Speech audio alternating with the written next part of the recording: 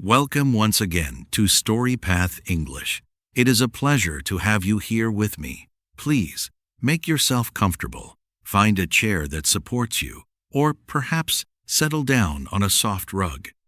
Close your eyes for just a moment and leave the busy, noisy world behind.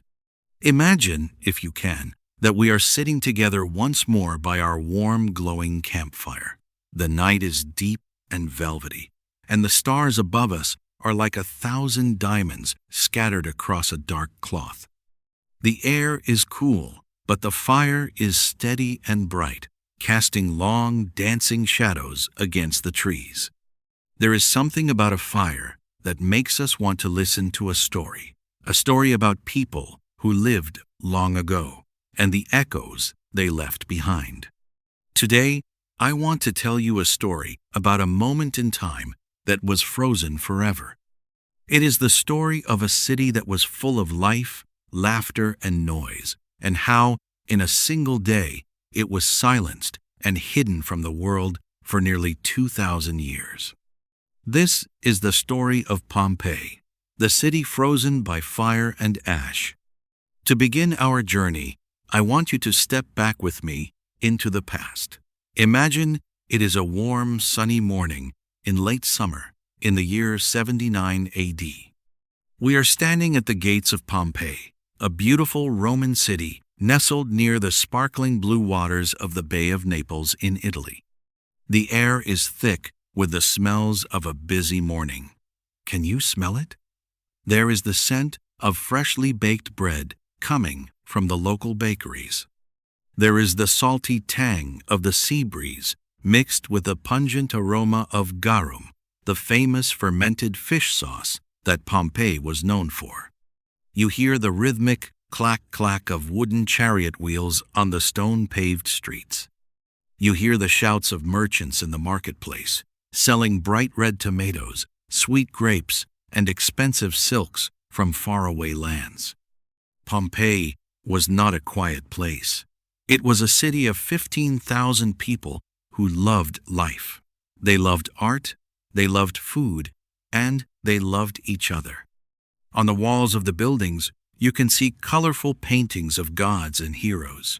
On the floors of the wealthy homes, there are intricate mosaics made of tiny colored stones. In one doorway, there is even a famous mosaic of a dog with the words, "Cave Canem, beware of the dog." People then were not so different from us, were they? They worried about their pets, they complained about the heat, and they wrote messages to their friends on the walls. Rising above this beautiful, busy city was a great mountain. Its name was Mount Vesuvius. To the people of Pompeii, Vesuvius was a friend. It was covered in green vineyards and lush trees. The soil was rich and fertile because of the mountain. They did not know that the mountain was actually a sleeping giant. They did not even have a word for volcano in their language. To them, it was just a peaceful hill that watched over their homes. Have you ever had a feeling that something was about to change, even when everything looked perfect? In the days leading up to our story, there were small signs. The wells in the city began to dry up. There were small earthquakes that made the wine jars rattle on the shelves. But the people were used to small tremors. They simply went back to their work. They went to the public baths to gossip. They went to the amphitheater to watch the gladiators, and they planned their dinners. Then, on the afternoon of August 24th, the world changed forever. Imagine the sound first, a massive, deafening roar, like the earth itself was tearing apart. Suddenly, the top of Mount Vesuvius exploded with a force 100,000 times greater than an atomic bomb. A giant cloud of black smoke and ash shot miles into the sky. It looked like a massive pine tree made of shadow, spreading its branches across the sun. Within minutes, the bright afternoon turned into the darkest night. Imagine being there. You look up, and the sun is gone. The air becomes hot and heavy. Then, things begin to fall from the sky. At first, it is light gray stones called pumice. They are small and airy, but there are billions of them. They rain down on the roofs, making a terrifying, drumming sound. People began to panic.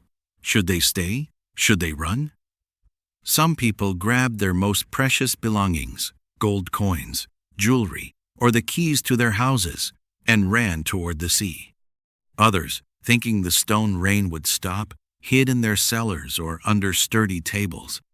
Can you imagine the fear in the heart of a father holding his child's hand in the dark? Can you feel the confusion of a dog barking at the sky? For 18 long hours, the ash and stone fell, burying the streets, the gardens, and the doors. The city was being slowly suffocated under a blanket of gray. But the worst was yet to come.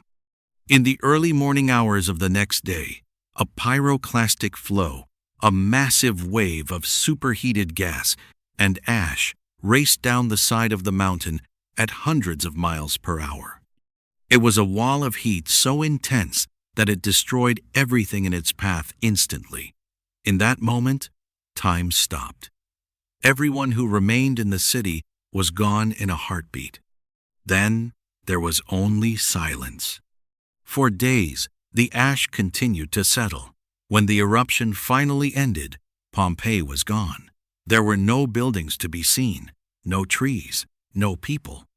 The entire city was buried under 20 feet of ash and stone. It was as if it had never existed. Over time, grass grew over the ash.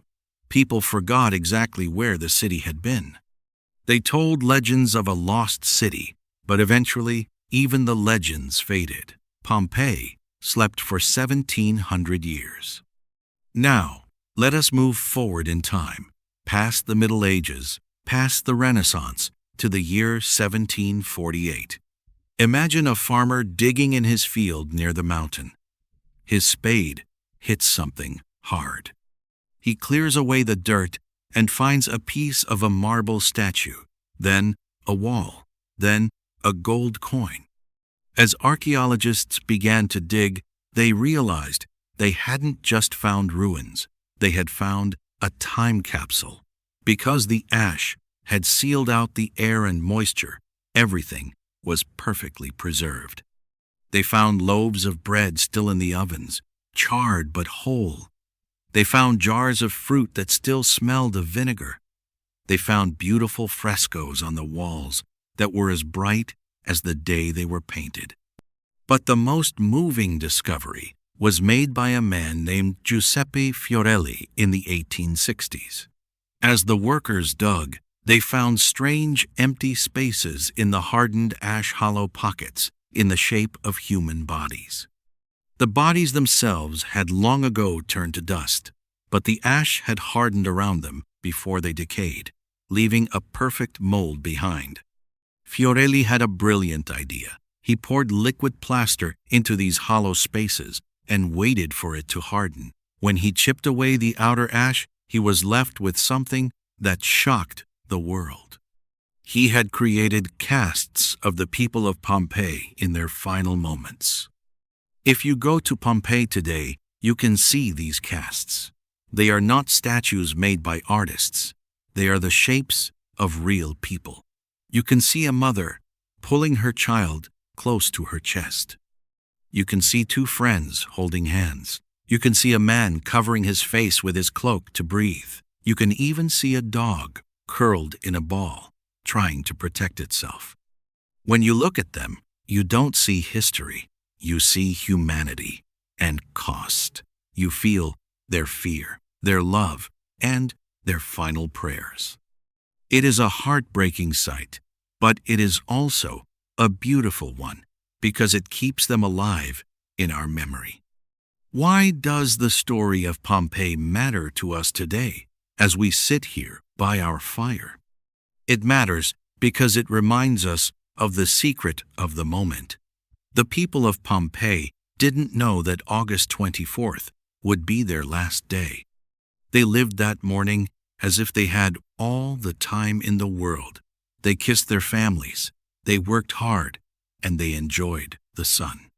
It teaches us to cherish the life we have right now, to appreciate the smell of the bread, the sound of the wind, and the people who sit beside us. Pompeii also shows us that beauty can survive even the greatest fire. The art, the architecture, and the stories of this city have survived longer under the ash than they ever would have in the open air. The mountain that destroyed the city also became its protector, shielding it from the wars, the weather, and the passage of centuries. Today, millions of people walk the streets of Pompeii. They walk on the same stones where the chariots once rolled. They look at the same "Beware of the dog" signs. They see that although the Roman Empire fell, and although the fire was great, the spirit of the people remains. We are linked to them across the ocean of time. As our campfire starts to fade and the wood turns to glowing white embers, let us take a moment of silence for the city of Pompeii. Think of the baker, the merchant, the child, and the dog. Think of the mountain that still stands there today, quiet and green, watching over the bay. History is not just a list of dates and battles. It is the story of us. It is the story of how we build, how we love, and how we are remembered. Pompeii is a city of ash, but it is also a city of light, because it allows us to see into the past with perfect clarity. Thank you for sitting with me today at StoryPath English. I hope this story has stayed with you, perhaps making you feel a bit more grateful for the quiet moments in your own life. The stars are still bright above us, and the night is peaceful.